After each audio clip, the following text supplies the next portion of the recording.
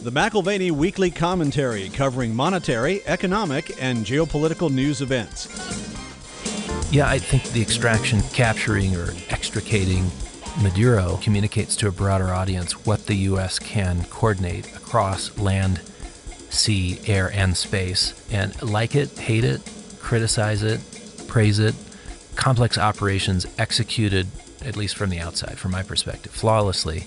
There's plenty of people who will be reverse engineering this one and figuring out if they actually have the capabilities to defend against what was an overwhelming force. Now here are Kevin Orrick and David McAlvany. Welcome to the McAlvany Weekly Commentary. I'm Kevin Orrick along with David McAlvany. David, I'm listening to the news outside of the country, down in Venezuela, but I can't help but think about the new mayor in New York. Here's his quote. He said, "We'll transition from treating property as an individual good to a collective good." And I'm thinking, didn't Venezuela prove to us over the last, 70 years that communism just doesn't work? They just brought Maduro in for a masterclass. They need the New York City mayor to appreciate how things are really done in the real world. Isn't it ironic that they brought him to New York, which is trying to become Venezuela? That's right. Yeah. Venezuela is barely 0.1% of global GDP. That's what's generated by Venezuela. Chavez and Maduro managed the country into the ground over the last 2 decades, in spite of possessing the largest proven oil reserves in the world. So they basically just crashed that plane. 17% of global reserves, the largest reserve in the world. Wow. 300 to 303 billion barrels of oil is what they have in ground.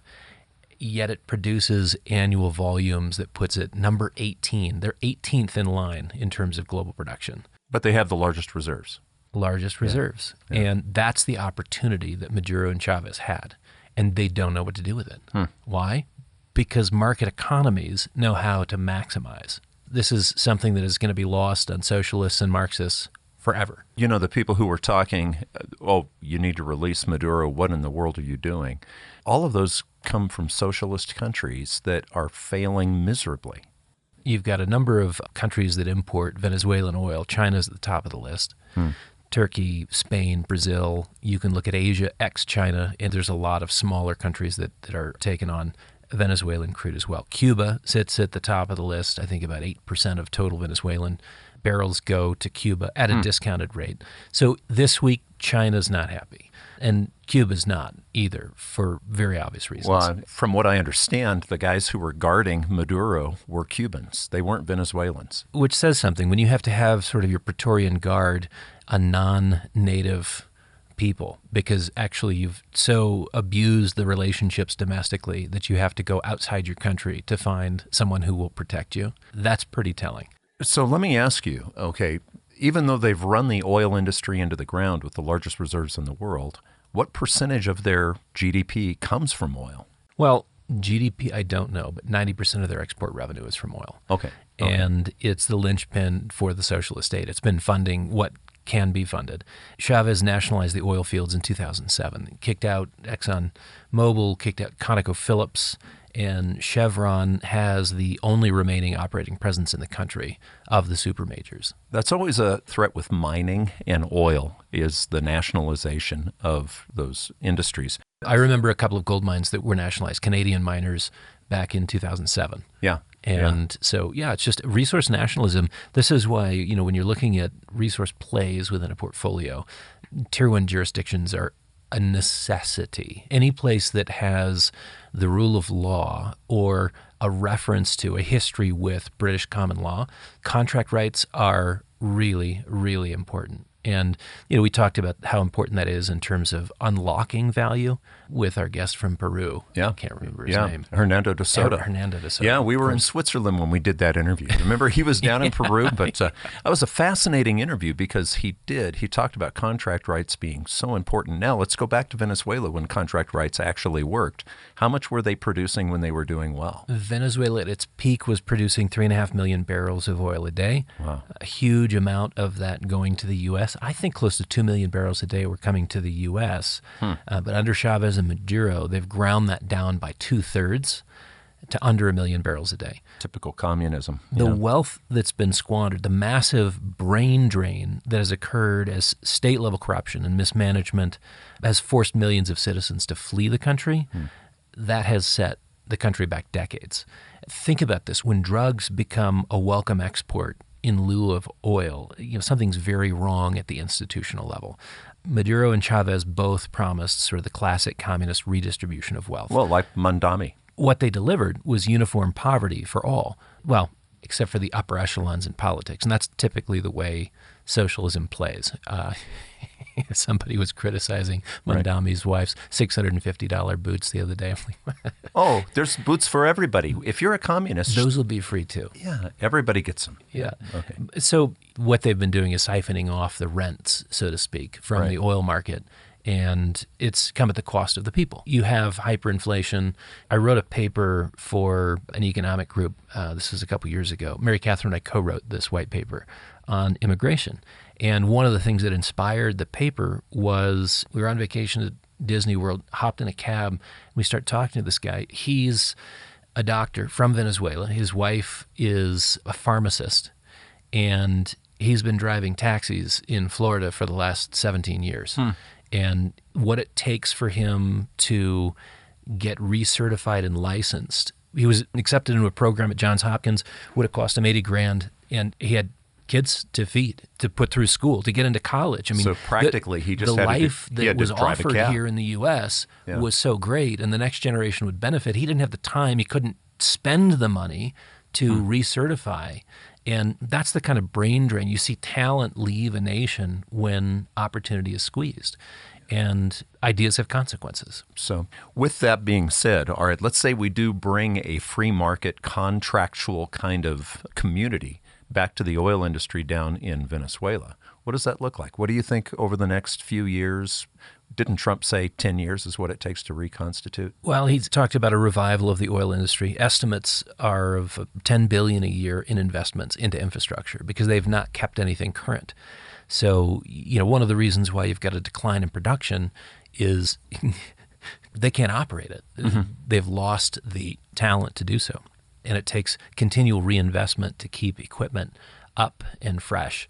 So $10 billion a year in investments in infrastructure each year for a decade, or roughly $100 billion in total, is what the country's oil industry requires to increase production, maybe even exceeding the 3.5 million barrels a day, which they had at the peak. And those will be the big name oil companies? Sure. I think U.S. super majors are in a first position. Chevron has the only rights to export to the U.S. from Venezuela today, but Exxon and ConocoPhillips have billions to recoup from their previous investments there. They will be first in line. Okay, so the question that would run through people's mind also is, there was talk 5 years ago and before that even, that oil was going to play a less relevant role in world economies. Do you think that that's the case? Well, the same comment was made of coal. Yeah. And clearly we're moving on to cleaner energy sources. But if you look at coal consumption 2025, it hit an all-time record.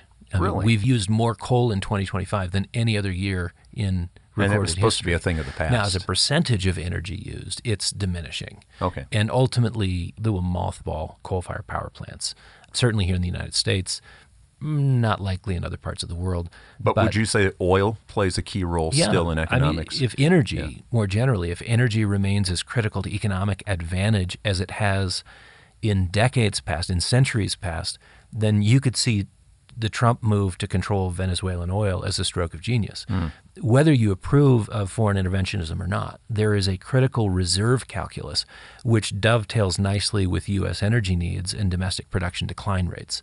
We covered that client call October of this last year, where we looked at shale and production getting to 13.6 million barrels per day, and then beginning to trail off. There's no economic incentive today to drill, baby, drill. The price of oil is not sufficient to cover the costs of managing many of your tertiary fields. So this is not a hostile takeover of a country or another version of regime change. It is an oil industry takeover. Whether it can succeed depends on regime participation.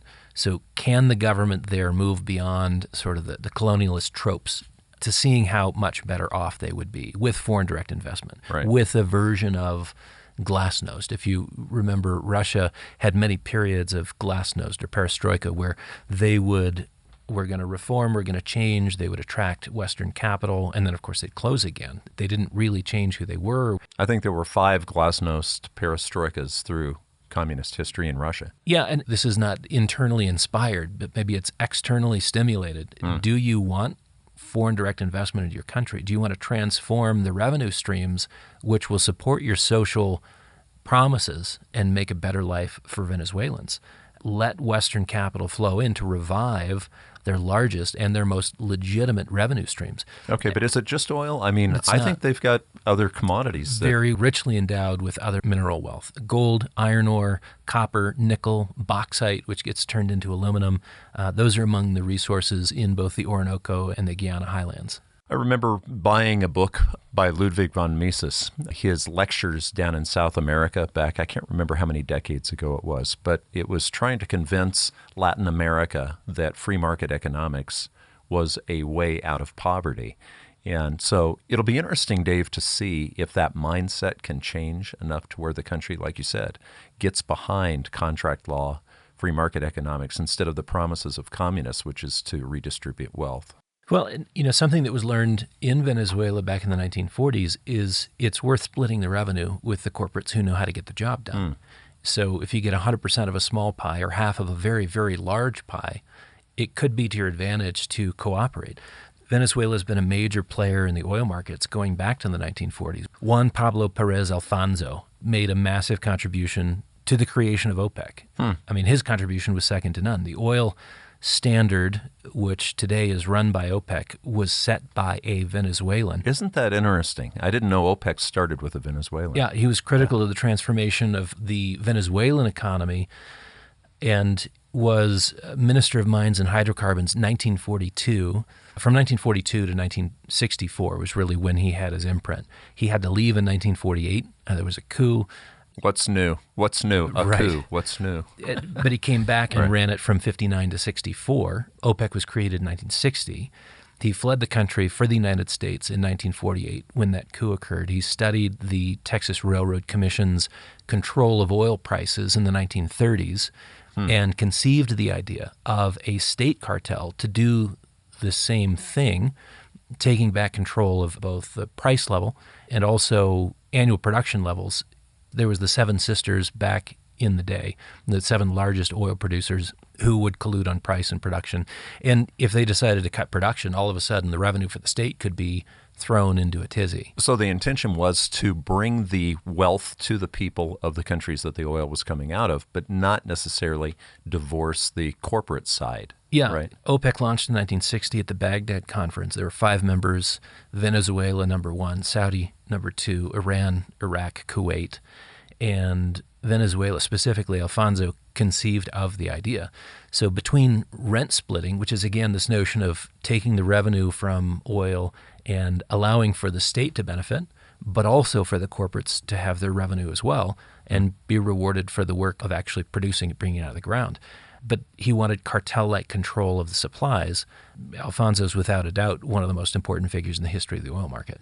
Okay, so people are going to have a lot of different opinions about what happened with Venezuela. I mean, that's really not what we're talking about today. What we're trying to say is what objectively is positive about it, what's objectively negative about it. Let's start with the negative. Yeah, the actions taken over the weekend, they speed the process of deglobalization. And those that see greater cooperation and integration as an ideal globally will see the U.S. acting in its own interests. Right? Energy security, the chief goal. The actions further entrench those who disapprove of U.S. foreign policy as sort of a unified bloc in opposition to what we stand for, but certainly the currency we trade into. The U.S. dollar is a currency for trade settlement. That, frankly, doesn't take much in terms of unifying them. Well, the BRICS have been moving that direction for quite a while now. Yeah. Haters will hate, as they say. U.S. dollar haters will continue to gather and gripe. But I mentioned the record Chinese trade surplus a few weeks ago. That was for the year 2025. And it's remarkable to see this step towards global trade integration ex the United States in a year where tariffs featured prominently and a reduction in trade between the U.S. and China was very significant. 18% is the low side estimate. 29% is what I've seen is the high side estimate. That's incredible in 1 year, 29%. Reduction, and we're the largest trade partner. Wow. So the rest of world consumers more than filled the gap and gave them the largest trade surplus on record. Will those enhanced flows bother with invoice settlement in U.S. dollars? Right. Should they even bother? Why bother? Yeah. So I think that the deglobalization aspect, you see one country act for themselves in their own self-interest, and other countries ask the same question. Looks like we're going to have to go it on our own. Or you're talking about a reconfiguration of the global order. It's just not sort of a Western-based reconfiguration. Well, and Trump is amazingly unpredictable. I mean, he's predictably unpredictable, and it does keep everyone on their heels. You have to almost hedge yourself from some of his decisions, and that's part of his negotiation strategy, I think. Yeah, I think other negative aspects, geopolitics is, if it's not already in investor calculus, looking at risk and reward, I think geopolitics is becoming firmly entrenched. Yeah. And anyone who doesn't have a framework for thinking about geopolitics and black swans is at this point in that category of helplessly naive. Right. Because the world is not in a healthy state. Taiwan, is an unknown. Tehran right now is an unknown. So geopolitics factors in to this whole chess game. Yeah, geopolitical conflict is a feature of the modern world, which, if it's left unaccounted for, presents surprising losses for the investor. So the net result is nations looking after national interests first. Internationalism, global integration is not a feature of the modern world. Maybe it was 20 years ago. It's not today. So the net result is that, consistent with the IMF's estimates of global debts doubling in the next 15 years, I think you're going to see pressure on fiscal stability, driving of interest rates higher in a long cycle. And this is a global interest rate trend. Upward bias for inflation and interest rates that becoming entrenched. Factors that, like the 1968 to 1980 period, were just kind of what you grew accustomed to. Venezuela was not necessary for this to emerge, but anything that exacerbates deglobalization is supportive of that trend. Well, and haven't we been seeing this whole trend toward deglobalization in the gold price? I mean, that's been indicative, especially since 2022, when the Shanghai Exchange started becoming the new exchange for the international currency called gold. Yeah, and it's really a grasping for autonomy. It's state actors saying to themselves, our reserves are not entirely safe if they are attached to U.S.-controlled liquidity pipes. And so how do you get assets off-grid? Well, I think many of our investors would say, well, that's easy. You put yourself on a gold standard. And that's essentially what central banks are moving back to. It's a version of remonetization, and it's to address this issue of how do you insulate yourself from the U.S. Treasury Department? How do you insulate yourself from the U.S. State Department? If foreign policy is not bound, U.S. foreign policy is not bound, then the old rules of respect are gone. I mean, that's what was really remarkable in 2022. We had never had sanctions on a central bank. Yeah. So Russia becomes the first central bank to be sanctioned, and half of their currency reserves are seized. $300 billion in currency reserves. That sent a sound wave, a signal, basically, that you have to get away from the dollar for some of these countries. Right. Yeah. That's right. So again, when you see what happens from a geopolitical standpoint, our capturing or extricating Maduro, right, the rest of the world looks and says, yeah, this is more of the same. How do you insulate yourself from U.S. activity? Do we want to have autonomy? Do we want to have agency? Do we want to have a say in our destiny? From a financial standpoint, that's easy. And so central bank acquisitions, estimates for this year, likely to be softer than the last few years. 755 tons is what's been written up by the World Gold Council, a number of people contributing to research on that front. And so in dollar terms, it's still a massive number because you're talking about a much higher gold price. Right. So in nominal figures, it may be a record, but a smaller tonnage is what's estimated. They've really been the very customers. healthy. Yeah, they've been the customers in the gold market. Okay, so we've looked at the negative aspect, which is more autonomy and globalization breaking down, the cooperation. What do you see as positive over what happened this weekend? Well, it's the first action of its kind that is explicitly about control and influence of a country's oil reserves. And I say explicitly because Trump was unapologetic in his speech. He was transparent. Yeah. That's different than what we saw in Iran in 1953 with Mossadegh. The CIA helped with the overthrow of Mossadegh to put the Shah back in place. And then by 79, we shifted again, and we were like, well, we still want control of the oil fields.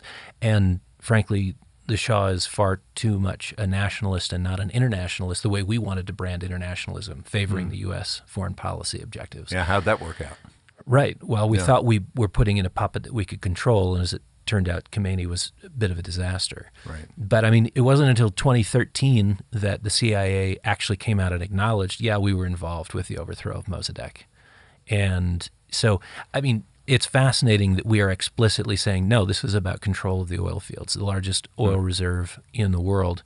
The oil market balance of power has already shifted from OPEC and the Middle East, with U.S. production increases in the recent years following the shale revolution. So influencer control of Venezuelan reserves using the super majors, this is a power move like no other from the Trump administration. There's a huge strategic advantage to bringing in the largest oil reserves in the world under your umbrella, if for no other reason than to prevent other power players from expanding their reach and influence into our territory and capturing the same asset to benefit themselves. Well, and this is why the Monroe Doctrine, back in 1823, President Monroe, this doctrine came out that said, do not interfere with our interests. And the Monroe Doctrine, we heard that several times during the Trump speech. Yeah, and he even called it the Donroe Doctrine, which was Donroe. Fun play on words. Yeah. There's something very real and tangible to gain from shifting the development of the Venezuelan economy from desperate and eager to work with our global competitors to being on a growth trajectory and perhaps being a friend to the South. Other positive aspects include the audience to these actions. They get to take a fresh measure of our capabilities militarily. It remains to be seen if the necessary institutional support will grow and develop sort of lasting change within Venezuela. But it is interesting. We have a global audience for everything that we do. Well, and I wonder if that global audience, Cuba, Mexico, a message was sent to Mexico, and then of course China, Iran, Russia. Yeah. I mean, so will they be able to take the next step? Like, what's the day 2 plan? I don't know how sophisticated the administration is in helping to orchestrate and lay out a plan. Right. When we've been involved in things like this in the past, we got very involved. I've got my godson who's at the University of Chicago, and the Chicago boys, these were the PhD elites at the school, were sent down to Chile when Allende was overthrown. The CIA was involved in that too. And so we brought in military dictator. The Chicago boys wrote the Constitution and designed the whole economy. And Chile, for many decades, benefited from that economically. Again, regardless of what you think of sort of what we do and right. who we choose, I'm not thinking that Pinochet is somehow a hero, of freedom and democracy. No, not exactly. But it's interesting to see, again, that this is so explicit. Without a move like this, I think poverty and control go hand in hand. And it'll be interesting to see how the Venezuelan people respond to this, because sometimes slaves, when they've been in a state system, they actually can't deal with the anxieties of the unknown. Right. And so a market economy promises opportunity to those that are willing to engage and take risk and work hard. But the broken spirit of a slave state often prefers the guarantee of scraps from a breadline. Mm-hmm. And so, it's taken Eastern Europe some time to emerge from the Cold War and embrace the unknowns of the market economy versus the knowns provided by a state-run system. Yeah, I remember I went to Dresden, Dave, in 1996, and it was about 5 years after the wall fell? 89, yeah. And so 7 years after. But I was talking to a lady who had 3 jobs. She had come from the communist Eastern Bloc, and she said, yeah, freedom sounds good, but it made me go from having 1 job to 3 just to survive. And she said, I know there's opportunities, but I really miss the old system in many ways. And I was thinking, that is interesting. We hear in the West how great it is when communism is broken, but a lot of times the people within communism are already broke into the system. Yeah, and I think breaking the poverty mindset in Venezuela will take a generation, and a return of the talent that's migrated or fled for more opportunity elsewhere. That'll be a slow return, a long period of sort of wait and see. And a part of that wait and see, do you really want to go back if you don't see institutional reforms? Well, and doesn't it involve education? I mentioned Ludwig von Mises, going down and lecturing and saying, hey, these are the opportunities, but you have to take the risk. Yeah, I don't know. I mean, we don't want to change the regime.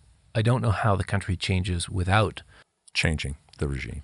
Right. Yeah. And that's a question that's fraught. It's much more philosophically debatable. Whose worldview, when, how, where? Copy and pasting what works in the United States doesn't necessarily work every other place in the world. So how do you take the principles of freedom, liberty, autonomy, the value of the individual over the collective, begin to inculcate that? That is, again, a generational process. Well, and going back to the geopolitical, aren't we creating, hopefully, a new ally instead of enemy? Because we've got some real enemies. I mean, China, Russia, Iran, these countries are directly connected with Venezuela. I mean, this is almost a Cuban outpost like in the 1960s. Remember the Bay of Pigs? Maybe the bigger story is not about oil. In corporate circles, I sometimes hear the phrase level set, which in business, this is not in math, but in business is sort of the defining of the current situation to establish a baseline for discussions. I think we just did that. Yeah. This is the U.S. military, and it's highly capable. Let's talk about what happens next. Right. We just set the new discussion. So not only does taking Maduro out of the picture check the growing Chinese influence in the Caribbean, it raises the existential stakes for Cuba. Yeah. Cuba would have gone extinct without Venezuelan support via subsidized oil years ago. Is that the next domino to fall, you think? That may be. Regime change in Cuba may be a secondary domino to fall in the Caribbean. And certainly without an energy lifeline, I can't see them coming through this. Yeah, so you're saying Cuba relies on it, but China brings in a lot of their oil from Venezuela as well. At least some. And, when I say check the growing Chinese influence in the Caribbean, it's like shifting pressure on a chessboard. You just move a couple of pieces and the dynamics shift dramatically. Yeah. Chinese oil imports from Venezuela are the tip of the iceberg. You've got China, which has made a concerted effort to extend its influence globally, and the Caribbean has been no exception. There's a give and take of natural resources globally. And so we'll provide financing for these infrastructure projects, and we get long-term contracts for iron ore and cobalt and this and that. And again, Venezuela is no different. China has been trading influence for the last 10 to 15 years. That may have just shifted in the Americas. Well, and I wonder, in the scheme of the timeline of technological change in militaries, I had lunch yesterday with a friend of mine who is a former general in the Air Force. And he had been on missions similar to this, from his background. And he was quite proud. He was amazed. Noriega, perhaps? Yeah, actually, we can't even go into what it was. But I just asked him, I said, how about like the drone submarines that Venezuela's been trading with Iran and some of the things going on? And he had confidence, Dave, in the U.S. military. He said, we have capabilities that we haven't even shown. Yeah, I think the extraction communicates to a broader audience what the U.S. can coordinate across land, sea, air, and space. And like it, hate it, criticize it, praise it. Complex operations executed, at least from the outside, from my perspective, flawlessly. There's plenty of people who will be reverse engineering this one and figuring out if they actually have the capabilities to defend against what was an overwhelming force. So let's talk about Iran, because you brought up the CIA in Iran, and we have protests right now on the street in Iran, and we have the threat from Trump saying that if there's any shots fired, which is typical of the Iranian government, we will get involved. What do you think about Iran right now? One more thing on China. It's the Venezuelans utilize a good deal of Chinese tech and telecommunications equipment, which was rendered useless this weekend. So again, as you sort of look at what you've been providing, what you've been creating, and what you consider to be sort of top-notch equipment. Cutting edge, yeah. There's a strong subtext here, both for the Chinese and the Iranian governments, which I think they will find bothersome. You have good equipment, but is it good enough? Right. So does that cast a shadow over the PLA's plans for Taiwan? Does that remind Putin that if the Ukrainians can target his palace, maybe the U.S. can do one better? Again, it changes the tone, and I think the global audience, there was a lot happening. 2 people affected, 2 people extracted, but a global audience. Yeah, and I was looking at why they weren't using F-16s, because they're so visible on all the sensing equipment down there in Venezuela, the cutting edge. But the F-35, they just couldn't see. Yeah, well, in terms of Iran, the Iranian domestic unrest and the Trump threat to intervene if there's a loss of life amongst the protesters, I think it'll land more firmly following the direct application of military power in Caracas. We're not going to tolerate that. Maybe you think twice about unleashing the dogs. So no one is untouchable? No one's untouchable. Yeah. That's a not so subtle takeaway. You can run, but you can't hide. So the markets, because anytime uncertainty is interjected on the markets, I mean, what do you see for the equities right now with the uncertainty? Well, I think looking back at 2025, first, there was analyst consensus for 2025 performance in U.S. equities primarily that, in fact, U.S. equities would outperform the international markets, the emerging markets. Mm-hmm. And gold would trade maybe as high as 2,500, 2,750. And those were sort of the outside figures. Predictions, yeah. Yeah, coming into 2025. Yeah. Looking at how that turned out, the S&P 500 was up 16.4%. The NASDAQ up 20%. The Dow up just shy of 13%. The Russell 2000, more of your small cap stocks, up 11%, 11.29%. Compare that to the international markets, the FTSE out of London, up 21%. The French CAC index up 20%. The German DAX up 23%. The Spanish IBEX up 49%. So the U.S. markets underperformed the predictions. The Italian MIB up 31.47%. Bovespa, which is in Brazil, up 34%, and the South Korean Kospi up 75.6%. Wow. So in a totally different league. Very few things kept pace with precious metals, of course. Gold up 64%, silver up even more. Gold stocks, at least the HUI Gold Stock Index up 157%. Wow. So as you look at consensus for 2025, the action was going to be in the U.S. markets. And you factor in a weak dollar, down 9.4% for the year, and your overseas investors barely made the double-digit club in U.S. equities. Right, if they were here. Yeah. Yeah. Ray Dalio has a nice discussion on returns factoring in currency effects in his 2025 year-end summary. It's worth looking at. And I enjoyed reading the comments on his missive as well, because they're like, this is a really interesting way of framing things. Oh, yeah, you've got to factor in what happens to the currency to your net return as a foreign investor. Right. And there was a lot of foreign capital that flowed into the U.S. The question is it just as happy to sit tight? Do they think the dollar is going to be strong in 2026? Is there a case to be made for a weaker dollar, maybe even another 5-10% correction in 2026? And what's consensus in terms of the equity markets for 2026? Well, what is consensus for 2026? Yeah. Bloomberg did a survey. 21 brokerage forecasters surveyed 100% of them. 100% of them see U.S. equities trading higher for the year. Well, there you go. Must going to happen. Yeah, the majority is always right. Isn't that what your dad said?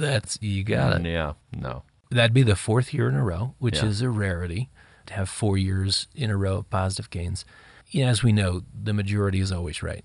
No. Always. Okay, so we're talking about equities, but you like to invest in things that if you were walking through a dark room, you'd trip over or stub your toe on. Real things. Okay, so the commodities. In an environment where you have pressure on inflation and therefore pressure along into the curve, interest rates moving higher, financial assets tend to be impaired. Mm-hmm. Real assets tend to find their stride. Mm-hmm. And we began to see that. The Bloomberg Commodities Index up 13.9% for the year.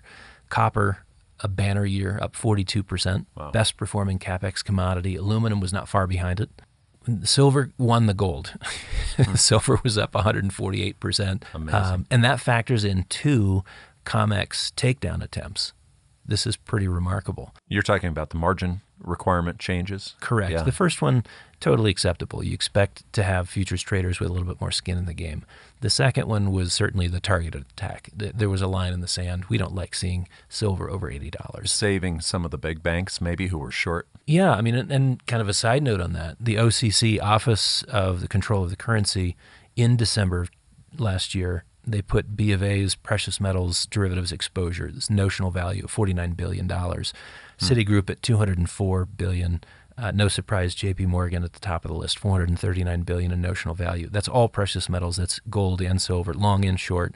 That's their total exposures. A lot of that's just contract. It's just leverage, right? Yeah, but bank stress and COMEX member stress will continue to be like a sword of Damocles over the precious metals futures market, with COMEX changing rules to accommodate the cartel. We're back to a cartel conversation. Let's talk about things that we can't really put a finger on as far as reality But goes. I left gold out. Gold up 64.6% for the year. Huh?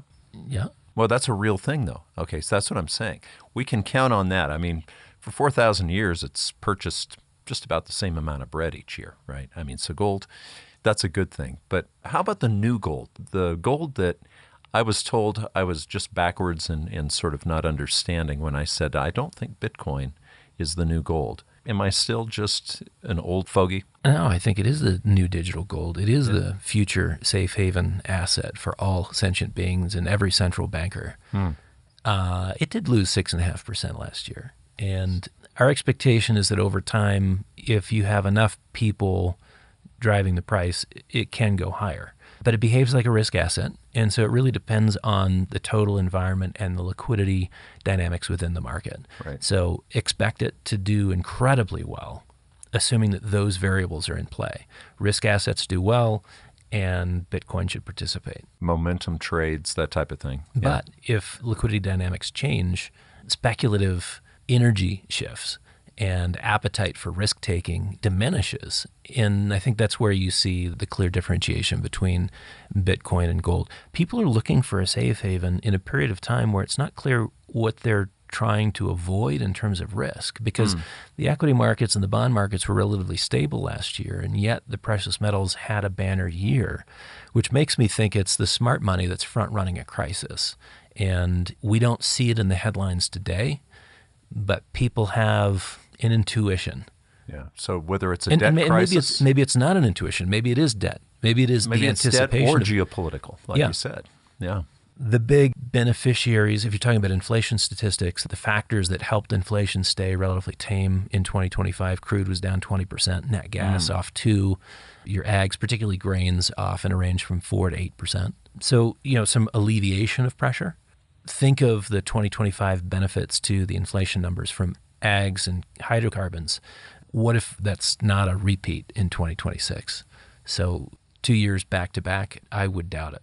So my question to you would be this. After this weekend and after talking about the change in consensus in 2026, you had people who didn't like gold a year ago, loving gold this year and acting like they've really been behind it all along. What would you say for the person who's listening to this saying, all right, Dave, do I need to change anything in my portfolio right now based on the new change in, Venezuela, the energy markets, geopolitical? What are your thoughts just going forward? I think sentiment is one thing. Sentiment for the metals is really high. Right. Allocation is another thing altogether. And the Bank of America survey of investment managers, asset managers, still puts it in the low single digits in terms of an allocation, like 1%. So they're like, we love it, it's going to go up, but don't do more than 1 or 2%. Now, the interesting thing is that there was another survey of commercial banks that have precious metals analysts, and the view is that, we'll see 5,000 this year. And that was kind of the high end of the range in terms of price expectations, right. 5,000, as low as 3,500. One of the comments I thought was interesting, for every 1% increase in allocation to gold from the global investor community, they map that out as a 1.4% gain in price. So you do the math, 1%. Wow. What is it? A 1% allocation. It's got a 14-fold gain. It's a powerful move. the fact that it's an under-owned asset is really interesting. So this is a difficult time as a metals investor because you look at sentiment, you look at charts, you look at graphs, you're like, wow, this has been a great move. Maybe it's time to move out. The fundamentals for the metals have never been stronger. Right. Central banks still have a reason to migrate. We, even from this last weekend, see a further deterioration in geopolitical relationships and consternation over U.S. foreign policy, a distrust of U.S. institutions up to and including the Treasury, the Fed, and what they actually control, the debt markets. Right. And the dollar. So it's a very unique setup in the sense that gold has moved on the basis of central bank demand and has been front run by, I think, some healthy institutions, family offices, high net worth individuals. But not the typical driver, fear. Fear is the driver of the masses when they buy gold. And it's usually in reaction to some sort of a headline. We don't have that in play yet. Right. I don't know if we have that in play in 2026, but a correction in the equity market, concern about fixed income, maybe it's implications of the next round of QE and its negative impact on the U.S. dollar. Mm-hmm. Is it reasonable to think that the dollar will strengthen in the context of $40 billion a month in quantitative easing? I don't think so. Is it reasonable to think that people are concerned about our debt markets when we're not at war and we're going to overspend by $2 trillion? Right. And $1.25 trillion that is interest payments. You go back to the IMF, in their view, the BIS also has some views in terms of growth in global debt over the next several decades, and it argues for continued pressure on interest rates, continued pressure in the realm of inflation, which is one of the ways that governments classically have moved against and alleviated the pressure of debt. Let me see if I get the time cycle right. The Brits from 1946 to 1976, over a 3-decade period, they took their debt-to-GDP ratio, which was over 250%, and reduced it to less than 50%. 80% of the alleviation of the debt-to-GDP figures came from inflation of the currency. 80% came from inflation of the currency. So as you look onto the horizon, you say, well, nobody's willing to spend less. And we don't have the money, so it is stacking up on the balance sheet, wrong side of the ledger. Financial repression works. And inflation is one of those things that it's a useful tool. It's a policy tool. It's actually a choice. And we see it in miniature in that 2% inflation target. But you can talk all day long about what you want. What you're allowing to occur is something else. And we require something on the order of 6, 8, 10% for a decade or more in order to alleviate our current debt. So, what does that mean for the average investor? It means if you're not paying attention to real assets, you're not paying attention. You've been listening to the McAlvany Weekly Commentary. I'm Kevin Orrick, along with David McAlvany. You can find us at McAlvany.com. That's McAlvany.com. And you can call us at 800-525-9556. This has been the McAlvany Weekly Commentary. The views expressed should not be considered to be a solicitation or a recommendation for your investment portfolio.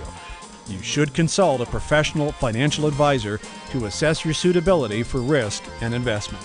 Join us again next week for a new edition of the McAlvany Weekly Commentary.